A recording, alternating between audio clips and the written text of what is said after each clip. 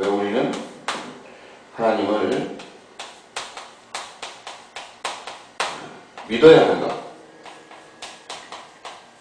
믿어야 하는가? 일단 보시라고 그랬습니다. 지금 왜 하나님을 믿어야 하는가? 라고 하는 부분에서부터 시작하는 거거든요. 그래서 하나님이라는 존재가 있기 때문에 인간은 하나님을 믿어야 된다는 겁니다. 그러면 하나님께서 태초에 인간을 어떤 그 형태로 창조하셨겠느냐라는 거죠. 하나님은 원래는 그 인간을 우리 창세기에 보게 되면 생명으로 창조하셨다라는 말씀이 있습니다. 생명. 이게 창세기 2장 7절 말씀 나오는 거죠. 창세기 2장 7절에 있는 말씀입니다. 원래 인간은 하나님이 흙으로 지으셨는데 생명으로 지으셨다. 그런데 인간이 타락하고 나서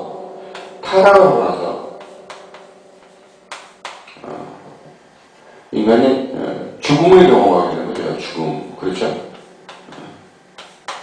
죽음을 경험하면서부터 인간은 두 가지의 죽음이 왔다는 겁니다. 하나는 영적인 죽음이 왔다는 거죠. 영적인 죽음. 또 하나는 육적인 죽음이 왔다는 것입니다. 근데 우리가 여기서 분명히 알아둬야 되는 것이 있는데, 그것이 뭐냐면, 여러분도 잘 아시겠지만, 에덴 동산에서 타락하고 나서 인간은 영적으로 죽었나요? 육적으로 죽었나요? 네. 영적으로 죽었다는 겁니다. 영적으로 죽게 됐다는 거예요. 당장에는 영적으로 죽어서 하나님과 단절이 되죠. 단절. 그렇죠? 할렐루야.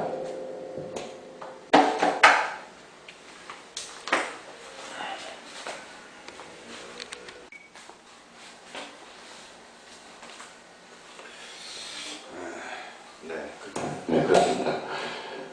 영적인 단절이, 그래서 이제 결국 영적인 단절은 뭐 죽음을 의미한다는 거죠. 그리고 나서 인간은 여러분도 잘 아시겠지만, 아담이 몇 살까지 살았습니까? 아담이 930살까지 살았죠. 930살까지.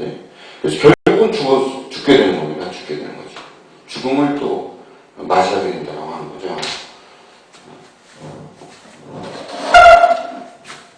죽음을 맞이하게 된다고 하는 겁니다. 하나님께서는 이렇게 인간이 영적으로, 육적으로 죽게 되자, 하나님께서는 인간을 어떻게 하길 원하신다? 다시 회복하길 원하셨어요. 그래서 성경의 역사는 결국은 무슨 역사다? 회복의 역사다. 회복의 역사다. 그래서 하나님은 이 회복시키기 위해서, 이 회복시키는 역사를 위해서 하나님의 뭘 펼치신다? 하나님의 섭리를 펼치시기 시작합니다. 하나님의 뜻, 그렇죠? 뜻이죠, 뜻. 그래서 우리가 성경에 나와 있는 대부분의 선지자들을 보면은, 이러한 선지자들은 무엇을 위해서 희생당하고, 무엇을 위해서 죽습니까? 바로 하나님의 섭리를 위해서 죽는다고 하는 것입니다. 그래서 우리가 이러한 측면에서 이 삼분론이라는 것을 이해해야 됩니다. 삼분론이라는 것은 결국 무슨 뜻이냐면 영과, 그죠? 혼과 육이 있다는 겁니다. 인간의 존재가 지금 타락한 인간의 존재는 이렇게 영과 혼과 육으로 나뉘어져 있다고 하는 것이죠. 영과 혼과 육으로 나뉘어져 있다. 그래서 인간은 육적 존재라는 겁니다. 육적 존재. 또 인간은 혼적 존재라고 하는 것입니다. 그리고 인간은 영적 존재다. 여러분도 잘 아시겠지만 사실 이것은 삼위일체죠. 삼위일체. 영과 육과 혼이라는 것은 삼위일체입니다. 서로 떨어질래야 떨어질 수가 없는 것이죠. 그러나 인간이 타락하고 나서부터 이 영과 혼과 육이라는 것은 완전한 어떤 상태에 빠지게 된다. 부조리의 상태에 빠지게 된다. 부조리의 상태에 빠지게 됐다고 하는 것입니다. 그래서 여러분도 이 부조리라는 말을 썼던 사람이 누구죠? 바로 알베르토 까미라는 사람이죠. 인간은 부조리한 존재다. 비인간적 존재다. 이런 얘기를 썼습니다. 또 이런 영과 혼과 육이 서로 이율배반적인 모순 속에 살아갈 수밖에 없는 존재라고 하는 거죠. 여전히 우리가 예수님을 믿고 있지만 여전히 우리는 영과 혼과 육이 이율배반된 그런 삶을 경험하고 있습니다. 왜 그럴까요? 우리의 그 궁극적인 완전한 그 세계의 영과 혼과 육이 일치가 되는 것은 어느 때에 가능한 거예요? 부활의 날 때 가능한 것입니다. 우리 그걸 완전한 거다 이렇게 이야기하겠죠. 그래서 연과 혼과 육이 지금 우리가 불일치가 되는데 지금 이 땅에 살아가는 동안 우리를 그 영과 혼과 육이 불일치하지 아니하고 부조리하지 아니하고 하나가 되게 해주신 분이 계시는데 그분이 누구다? 성령님이라고 하는 겁니다. 성령님을 통해서 우리는 영과 혼과 육이 하나가 되는 삼위일체를 경험할 수가 있어요. 영과 육이 일체가 되고 마음과 뜻이 일체가 되는 그런 일체를 경험할 수가 있게 되는 거죠. 그래서 인간은 영과 혼과 육이 있는 존재라는 사실을 여러분들이 분명히 이해해야 된다. 그렇다면 육은 어떤 존재인가요? 육은 물질적인 존재죠. 이런 우리가 일반적으로 생각하는 육적인 존재. 그러나 또한 한편으로 육은 다른 또 의미가 있죠. 육이라는 것은 다른 의미가 있습니다. 다른 의미라는 게 뭐냐면 우리가 보통 물질적인 차원에서 우리가 성경에서 육이라고 한다면 물질적인 차원에서의 육도 얘기하지만 물질적 차원에서의 육도 이야기하지만 그러나 이것은 한편으로는 그 영적인 것에 반대되는 말을 의미하고 있어요. 영적인 것에 반대된다는 것이 뭐냐면 사망적인 것입니다. 사망적인 것. 그러니까 믿는 사람들한테 하고 있는 이야기예요. 믿는 사람들 가운데서도 하나님의 뜻대로 행하지 아니하고 마귀의 뜻대로 하는 것. 그죠? 그것이 사망적인 것입니다. 마귀의 뜻대로 하는 것. 그래서 우리가 육이라고 표현하고 있어요. 그래서 육적인 일을 하지 말아라. 이렇게 하는 것은 결국 뭡니까? 마귀의 뜻대로 가지 말아라. 하나님의 뜻대로 살아라. 이런 뜻입니다. 물질적인 차원에서의 우리 육체도 의미하지만 그런 뜻이 있어요. 그리고 또 다른 혼적인 것입니다. 이 혼적인 것은 아주 중요한 부분이죠. 아주 중요한 부분입니다. 왜 이 혼적인 부분이 중요하냐면 이 혼이라는 것은 우리가 보통 뭐라고 얘기합니까? 지와 정과 의라고 이야기하죠. 그러면 지는 뭡니까? 지는 지식을 의미하는 겁니다. 즉 지식, 두뇌 뭐 이런 거죠. 정은 뭘 뜻하는 거죠? 감정을 뜻하는 겁니다. 감정. 그럼 의는 뭘 뜻하는 거예요? 이건 의지를 뜻하는 거예요. 그죠? 그래서 여기서 나온 것이 뭡니까? 소위 진, 선, 미라는 것이 있는 거죠. 진선미. 그래서 우리가 일반적으로 이렇게 평가할 때도 지를 가장 높은 것으로 평가하죠. 그렇죠? 네. 가장 높은 것으로 평가합니다.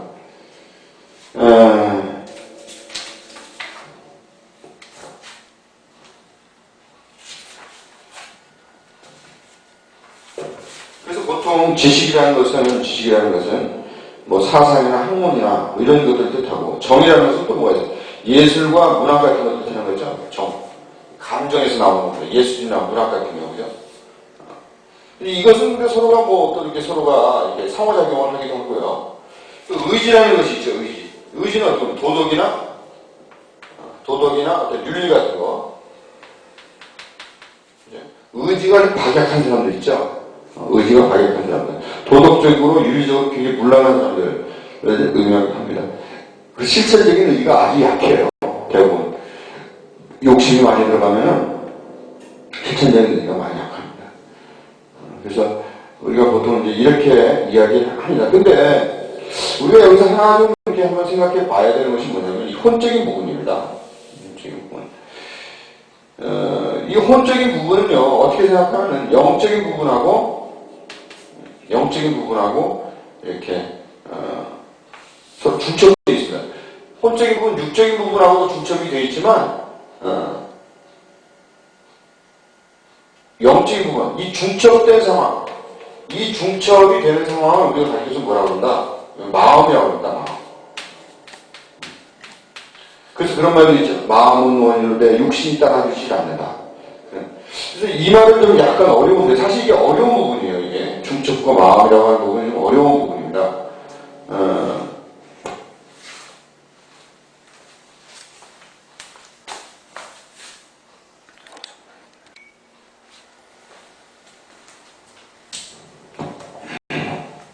그래요. 그래서 이 중첩된 부분과 마음이라는 부분인데요. 우리가 뭐 일반적으로 우리가 내 마음대로 살 거야. 그런 말 하죠. 내 마음대로 살 거야. 내 마음대로 살 거야. 그래, 네 마음대로 살아라. 옛날에 노래도 있었죠. 내 인생은 나의 것. 내 인생은 나의 것. 내 인생은 나의 것. 내 마음, 뭐 영화도 있었던 것 같아요. 내 마음대로 살아라. 뭐 이런 영화도 있었던 것 같은데.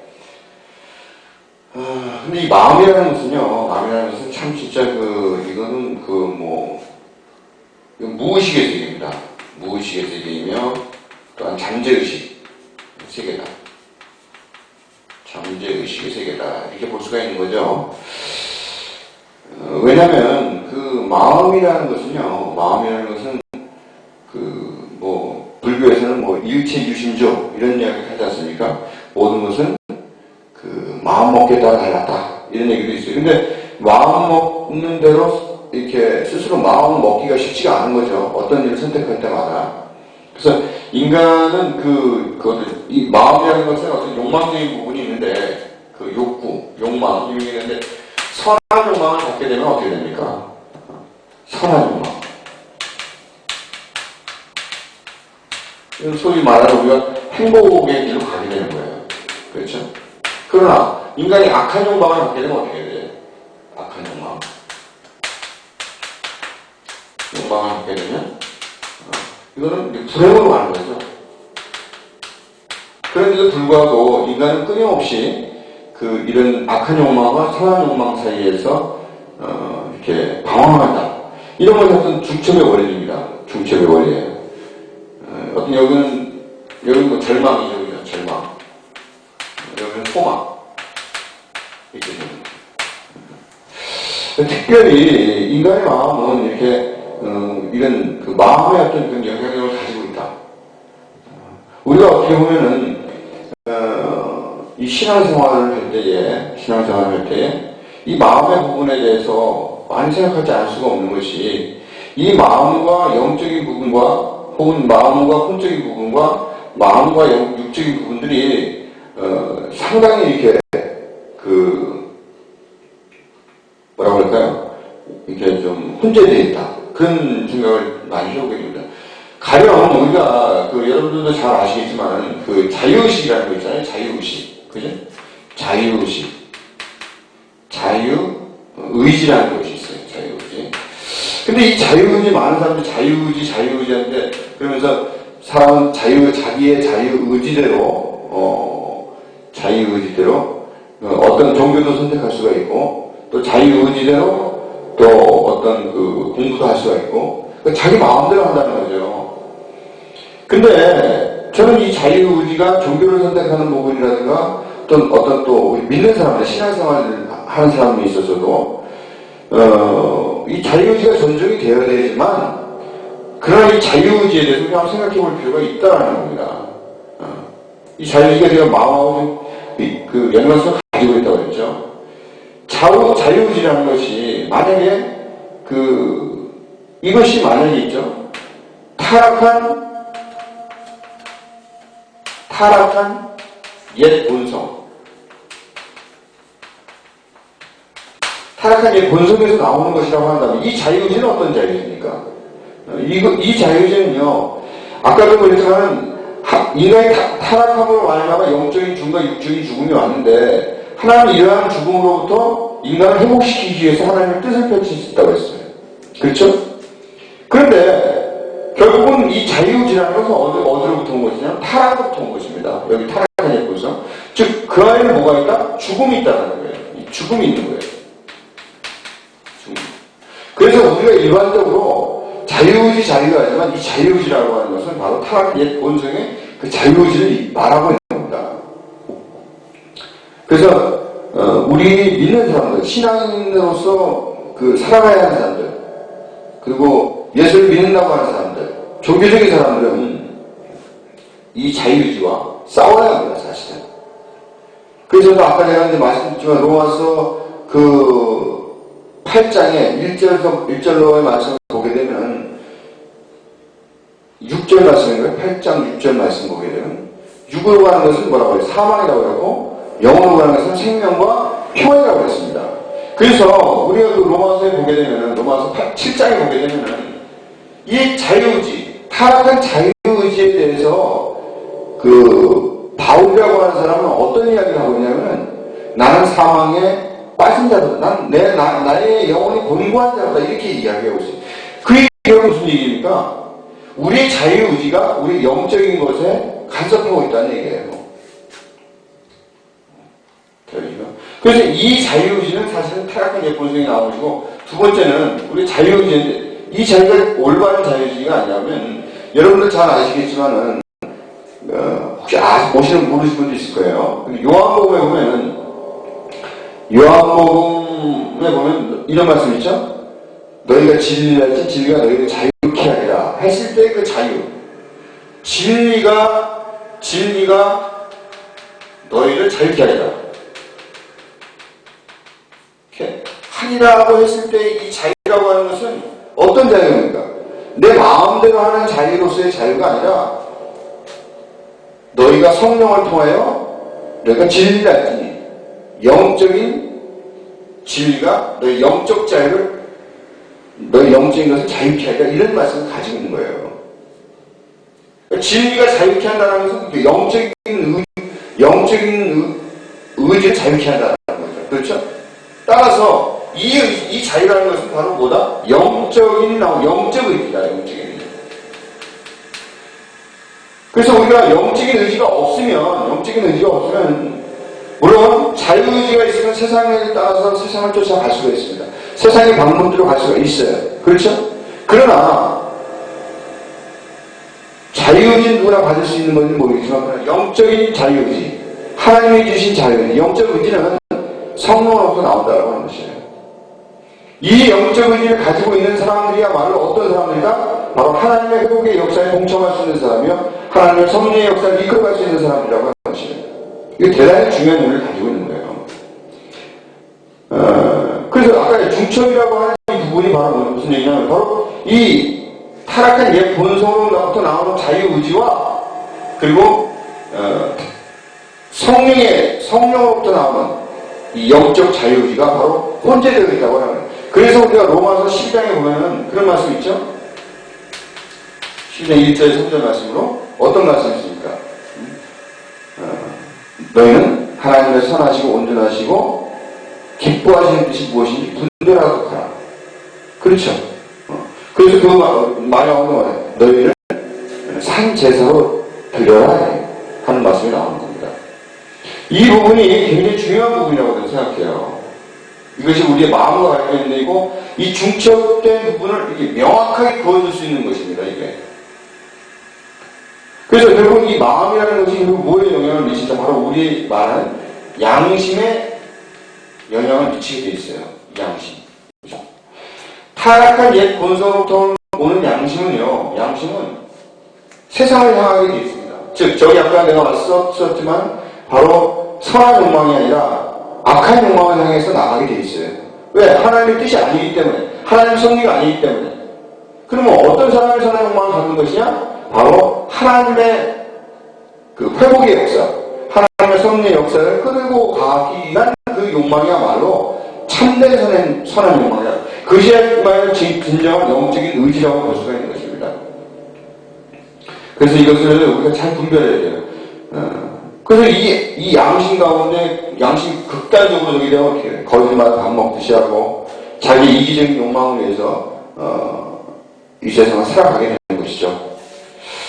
할렐루야. 그래서, 제가 여러분들한테, 이런 그 자유의지에 대한 말씀인데, 그래서 여러분 대표적으로 이 하나님께서 이 자유의지와 영적 의지에 대해서 말씀하고 있는 부분이 어느 부분입니까? 바로 마태복음 13장이죠, 13장. 마태복음 13장에 보면 어떤 내용이 나옵니까? 길가밭이 나오고, 또 돌밭이 나오고, 또 가시떨기밭이 나오고, 그죠? 그리고 나서 좋은 밭이 나옵니다. 좋은 밭이 나옵니다. 확실히 잘 기경되어 있는 사람들은요, 잘 되어 있는 씨가 떨어진다고 하더라도 이것이 어떻게 됩니까? 많은 열매, 30배, 60배, 100배 열매를 맺게 되어 있습니다. 그러나 그 마음이 잘 기용되어 있지 않은 사람들은 어떻습니까? 아무리 많이 씨앗이 떨어진다고 하더라도 그 사람은 어떻게 해야 돼요? 그 길가에 있는 씨가 지나가는 새가 와서 그걸 먹고, 돌밭에 있는 것은 해가 쨍쨍 비추니까 어떻게 됩니까? 다 말아 비틀어진다고 했어요. 그리고 가시떨기에 있는 그 씨는 어떻게 됩니까? 그 씨는 결국은 영양분을 다 빼앗겨서 결국 죽어버리고 마는 거죠. 이러한 사람들은 바로 어떤 사람들인가? 자유의지를 강력하게 가지고 있는 사람들이에요. 자유의지가 자기 자신의 자유의지가 강한 사람들은 이들은 그 밭이 잘 기경되지가 않습니다. 하나님의 성령의 역사가 잘 나타나지 않게 되어 있어요. 그러므로 궁극적으로 우리가 어떻게 해야 된다? 좋은 밭을 만들기 위해서는 어떻게 해야 된다? 하나님의 말씀을 통해서, 성령을 통해서 우리가 마음의 밭을 기경해야 된다고 하는 것입니다.